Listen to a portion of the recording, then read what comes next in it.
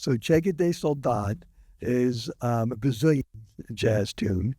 And when I was playing in Boston 6 nights a week, I was playing with a Latin jazz group. And so we had a drummer, but we also had a timbale player, a conga player, and someone playing all the other instruments, as well as tenor and trombone and piano and bass. And so most of my professional playing was Latin jazz. So I have a big spot in my heart for Latin jazz. Yeah. And when I was in Worcester, I played with a salsa band, a Latin jazz band again.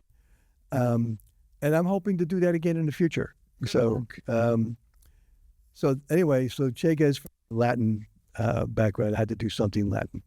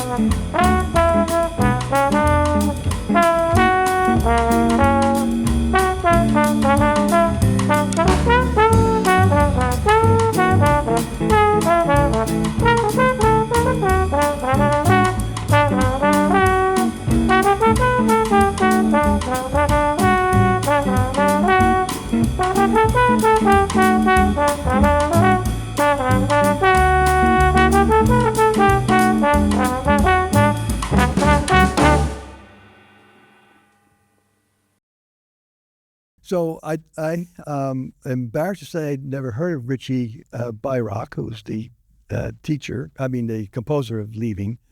But I was playing in a group that brought that tune in, and we played the tune, and I really like it. I like the melody. I like the harmony. So I looked him up and started listening to his stuff, and he's an incredible pianist, composer. Right? Yeah. Amazing. So I've just been listening to a lot of his stuff. So I like that tune because I like the harmony, and I also, it's a different tune. It's kind of like a through composed tune. It's not your AABA. Yeah. It's one melodic development from beginning to end, and that's it. So it's just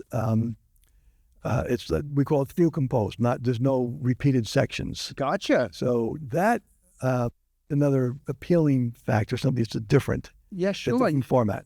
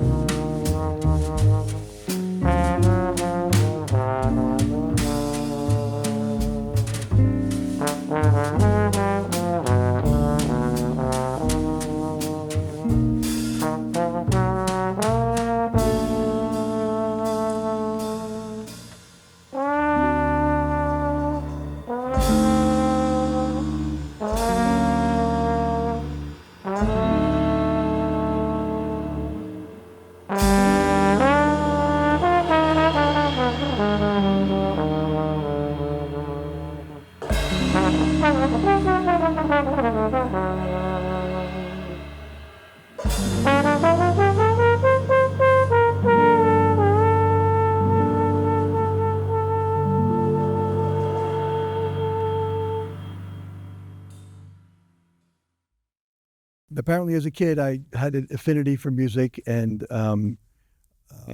my older sister was taking piano lessons, and I started taking lessons as well. And then she decided that I should be the musician. She went into dance. It's Yeah. It was your sister that influenced you. Yes, and when I was about 10, someone gave me a plastic trumpet, which I started playing just for fun. There was no music in my school, and and then when I was in elementary school, 6th grade, there was a music program, and I asked if I could play the trumpet, and they took one look at my buck teeth, which were quite prominent at the time, and told me I needed something bigger. Oh. So I said, how about the thing that goes like that? and that's how I got into trombone. I liked it, and I practiced a lot, and when I started practicing jazz, my mother would switch the light on and off, say, stop practicing that jazz. But I never stopped. So. Right. And it was jazz that you liked out of all the music genres. Yeah. Jazz is what? Well, I liked everything, but I just like the energy of jazz, and I like the idea of making up your own music. Yeah. And so it just touched something with me, and away I went. So The way you went, the way you are today. yeah. Well, back then, we didn't have jazz instruction. Oh, really? Yeah. There was a jazz band at school, but nobody knew how to improvise, and none of the teachers knew how to improvise. So how did you learn? I just listened and faked, and then when I started playing with other people, the other musicians would say, "We're playing on a D altered 7." I'd say, "Well, what's that?" Oh, yeah. And they showed it to me, and I practiced that, and so then I just started looking up theory and figuring it out. Did that open up a bunch of doors for you when you Oh, yeah. opened up theory and then starting to see all these different chords? You're right. Yeah, it was. I was at Oberlin Conservatory, and there was no jazz there. Okay. And I was not happy. But I loved the school. Oberlin was a great place, but there was no jazz. Now there's a jazz building and a full jazz faculty. Look at that. Thanks to you. And one of my students went there as a jazz major. But when I was there, I ended up leaving. And I ended up in Boston playing nights in a Latin jazz group. 6 nights a week, and getting my degree in classical performance because that's all that was available. Yeah. I didn't want to go to Berkeley because I wanted an education. Yeah. I wanted a full education. Right. So, and I ended up after that getting a scholarship for musicians to do a master's program in early childhood education. So I got a master's program, a master's degree in early childhood, and taught preschool in a daycare center for years, and then played at night. So that was that's sort of what I did, and I decided that I didn't want to try to make a living as a musician because I could see what was going on. Everyone was joining the big bands that were traveling through, and you made absolutely no money. You had nothing. You couldn't even keep your apartment going. I wanted to be a husband and a father, and actually, my wife and I got married young, and had children young, which we do not regret, and we had a great time with our kids. But I wanted to stay home. I didn't want to be traveling and all that. So I decided music for me would be on the side, and I've enjoyed it. Yeah, you're a teacher of music. Well, it's a funny thing. My wife and I met at Oberlin. Oh, okay. She's a musician as well. She's a classical pianist. Wonderful. And we talked about how cool it would be to run a music school someday. Yeah. And it was, let me see, it would have been 25 years later or so. Yeah. She ended up founding a music school, and I ended up working with her. We ended up running a music school together. That is really cool. Same. Well, what's the name of the music So it's Joy of Music. Joy of Music. It's a community music school here in Worcester. It's been here for 38 years. It was founded in 1986. Still around? It's still, oh yeah. That is, And we, wow. after 38 years, we just retired, and there's a new leadership team in place now, and it serves about 500 students a year.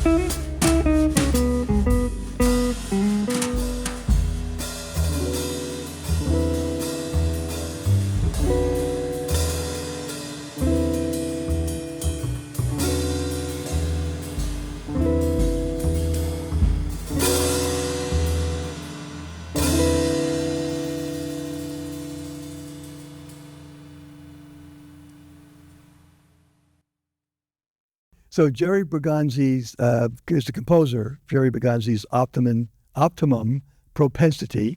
I also don't say it that well. So Jerry Bergonzi is an amazing musician and quite an influential teacher in the area. So I picked up one of his play-along books through the Jamie Aebersold series and just worked on a lot of his stuff. This is one of my favorites. It's got counterpoint in it, so there's a counter melody for the bass to play, and the harmony again is unusual and challenging, which I like. You like that? I like that. Challenging. Yes, and so that was my choice. Just for a variety of pieces, I wanted to do that.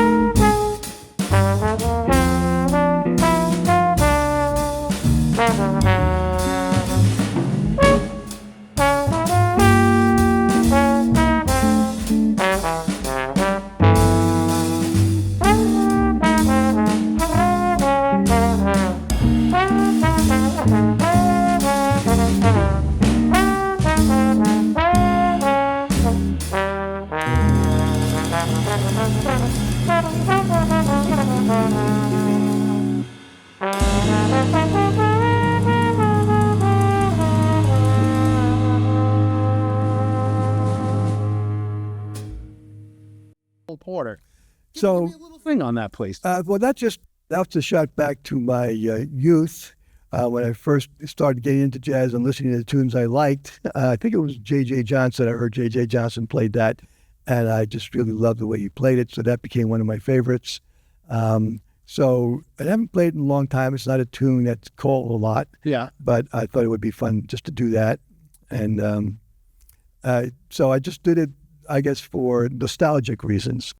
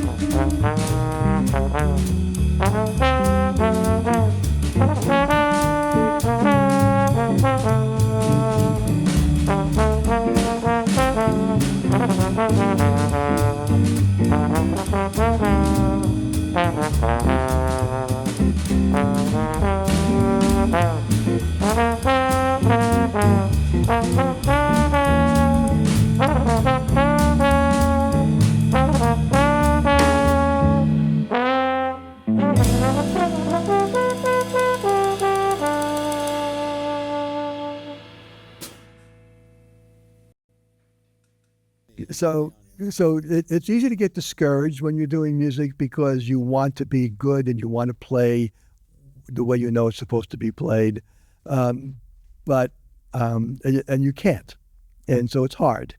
But the thing to remember is the road to speed is slow. Play slow, and fix the fractures. So don't keep going back to the beginning. You can play the beginning. Go to the one spot you make the mistake at every time. Play just that one spot and fix that. And when you fix that, you immediately feel this, the feeling of accomplishment. Right. And say, wow, I can do it. I couldn't do it before. I can do it. And then you realize that all you have to do is stay focused and keep working, but don't rush. You have to take your time.